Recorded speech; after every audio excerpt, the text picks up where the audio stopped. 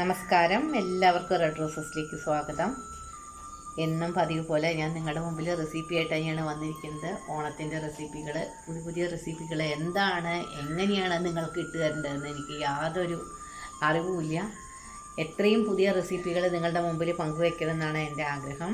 എല്ലാവരും സന്തോഷത്തോടു കൂടി ഇരിക്കൂ, എല്ലാവരും സന്തോഷമായിട്ട് കുടുംബത്തോടൊപ്പം ഇരുന്ന് ഓണം ആഘോഷിക്കൂ.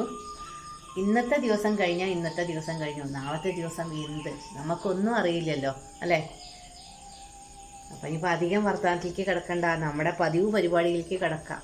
നമുക്ക് റെസിപ്പി എന്താ ഉണ്ടാക്കേണ്ടതെന്ന് ഞാൻ നിങ്ങളോട് പറയാം. ഇന്ന് ഞാൻ പതിവ് പോലെ തന്നെ ഉണ്ടാക്കുന്നത് ഒരു വെറൈറ്റി റെസിപ്പി തന്നെയാണ്. തക്കാളി തൊക്ക് വളരെ വിശിഷ്ടമായിട്ടുള്ള ഒരു റെസിപ്പിയാണ്. ഇപ്പോൾ തക്കാളിയുടെ സീസണാണ്. ഇങ്ങനെ തക്കാളിയുടെ സീസണിൽ നമ്മളത് ഉണ്ടാക്കി വെച്ചാൽ നമുക്കൊരു 3-4 മാസം വരെ അത് കേടുകൂടാതിരിക്കും. ചട്നിക്ക് പകരമായിട്ട് നമുക്ക് ദോശ, ഇഡ്ഡലി, എന്ത് സാധനത്തിനും, ചോറിന് പോലും അത് ഉപയോഗിക്കാം. ഒരു നേരം നമ്മൾ അസുഖമായിട്ട് കിടക്കുമ്പോൾ നമുക്ക് കറി വയ്ക്കാൻ പറ്റിയില്ല വെച്ചാൽ നമുക്കിത് തക്കാളി തൊക്ക് ചോറിന് യൂസ് ചെയ്യാൻ പറ്റും. വളരെ നല്ലൊരു റെസിപ്പിയാണ്. എല്ലാവരും ഇത് ട്രൈ ചെയ്യണം. തക്കാളി പിക്കിൾന്നൊന്നും പറയും. അതുകൂടി നമുക്ക് ഓണത്തിന് ഉണ്ടാക്കിയാലോ അല്ലേ. അപ്പോൾ നമുക്ക് തക്കാളി തൊക്ക് ഉണ്ടാക്കാൻ വേണ്ടി പോകാം.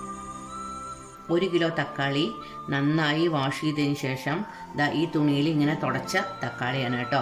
തീരെ വെള്ളം പാടില്ല ഈ തക്കാളി അച്ചാർ ഉണ്ടാക്കാൻ. ഇതിനെ നമ്മൾ തക്കാളി തൊക്ക് എന്നും പറയും. ഇതിന് വേണ്ട ഇൻഗ്രീഡിയൻസ്: കുറച്ച് പുളിങ്ങ, ഉപ്പ്, മുളക് പൊടി, 2 ടീസ്പൂൺ മുളക് പൊടി, 1 ടീസ്പൂൺ മഞ്ഞൾപ്പൊടി, കുറച്ച് ഉലുവപ്പൊടി, 1 ടേബിൾ സ്പൂൺ കായം, പിന്നെ കറിവേപ്പില, കടലപ്പരിപ്പ്, ഉഴുന്ന്, വെളുത്തുള്ളി ചെറുതായി അരിഞ്ഞത്, 2-3 വറ്റൽമുളക്, 1 കഷ്ണം ശർക്കര, പച്ചമുളക്, ഇഞ്ചി.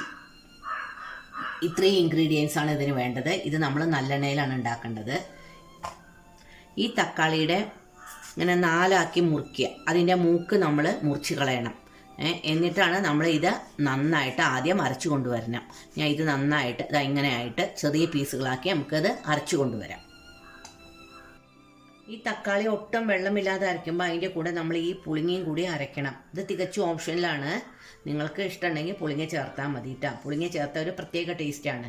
ഈ തക്കാളി തൊക്ക് നമുക്ക് ദോശയ്ക്കോ ഇഡ്ഡലിക്കോ, ഇപ്പോൾ നെയ്ച്ചോറാണോ അതോ ഇനിയിപ്പോൾ തക്കാളി സാദം, എന്തിനു വേണമെങ്കിൽ നമുക്ക് യൂസ് ചെയ്യാം. കുറേ കാലം ഇത് കേടുവരാതിരിക്കും. നമുക്ക് എന്തായാലും ഇതൊന്ന് അരച്ചു കൊണ്ടുവരാം. ഈ 2 ഇൻഗ്രീഡിയൻസും കൂടിയിട്ടാണ് ഞാൻ അരയ്ക്കുന്നത്. നമുക്ക് തക്കാളി തൊക്ക് അല്ലെങ്കിൽ ടൊമാറ്റോ പിക്കിൾ നമുക്ക് ഉണ്ടാക്കാൻ തുടങ്ങാം. നല്ലെണ്ണയിലാണ് കേട്ടോ ഉണ്ടാക്കുന്നത്. എണ്ണ ഒഴിച്ചു, എണ്ണ ചൂടായി വരട്ടെ. തക്കാളിയും പുളിയും പേസ്റ്റാക്കി അരച്ചു, ഒട്ടും വെള്ളം ചേർക്കാതെയാണ് അരച്ചത് കേട്ടോ. നമ്മുടെ എണ്ണ ചൂടായി, നമുക്കിതിലേക്ക് കടുക് ഇട്ടു. കടുക് പൊട്ടി നമുക്ക് കടലപ്പരിപ്പ്, ഉണക്കമുളക്, ഉഴുന്ന്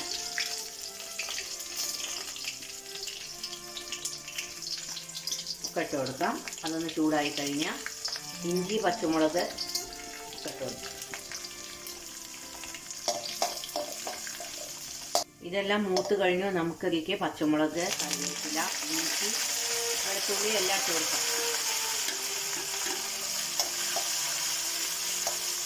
അപ്പോൾ വെളുത്തുള്ളി എല്ലാം മൂത്തു. മുളക്, പൈക്ക് മുളക് പൊടി, ഉപ്പ്, മഞ്ഞൾപ്പൊടി, ഇത് ഒന്ന് ചൂടാക്കിയതിന് ശേഷം അതിലേക്ക് നമുക്ക് അരച്ചു വെച്ച തക്കാളിയുടെ പൾപ്പാണ്ട് ഇട്ട് കൊടുക്കാം. അപ്പോൾ ഇത് ചൂടായി. ഇതിലേക്ക് നമുക്ക് തക്കാളിയുടെ പൾപ്പ് അരച്ചു. ഇതിലേക്ക് നമുക്ക് തക്കാളിയുടെ പൾപ്പ് ഒഴിച്ചിട്ട് ഇത് നന്നായിട്ട് ഒട്ടും വെള്ളമില്ലാതെ വരട്ടിയെടുക്കണം. ഇതിങ്ങനെ പൊട്ടിത്തെറിക്കും. ആ പൊട്ടിത്തെറിക്കൽ നിൽക്കണം. അപ്പോഴാണ് ഇതിൻ്റെ വെള്ളം വറ്റിയെന്ന് അറിയുന്നത്. എന്നാലേ ഇത് കുറേ ദിവസം ഇരിക്കുള്ളൂ, അല്ലെങ്കിൽ ഇതിൽ പൂപ്പൽ വരും. നമുക്കിത് വരട്ടിയെടുക്കാം. തക്കാളിയുടെ പൾപ്പ് ഇവിടെ ചെറുതായിട്ട് ഡ്രൈ ആയി തുടങ്ങി. ഉപ്പ്, എരിവ്, പുളി എല്ലാം പാകത്തിനുണ്ട്. അതിലേക്ക് നമുക്ക് ഒരു പീസ് ശർക്കര ഇട്ട് കൊടുക്കാം. ചെറിയൊരു പീസ് മതി കേട്ടോ. ഇത് ഓപ്ഷനിലാണ്, നിങ്ങൾക്ക് ഇഷ്ടമല്ലെങ്കിൽ ഇടണം.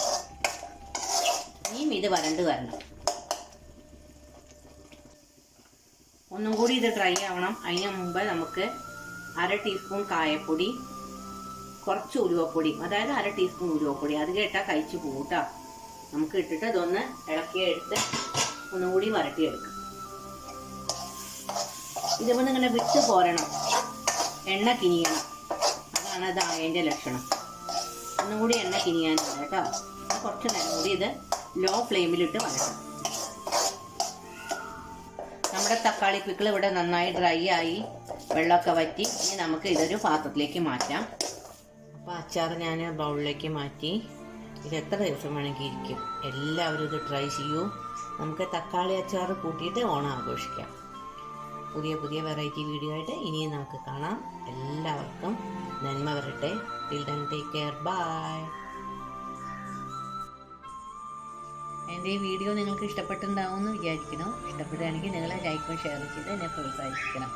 ഒന്നുകൂടി എല്ലാവർക്കും എൻ്റെ വക ഓണാശംസകൾ.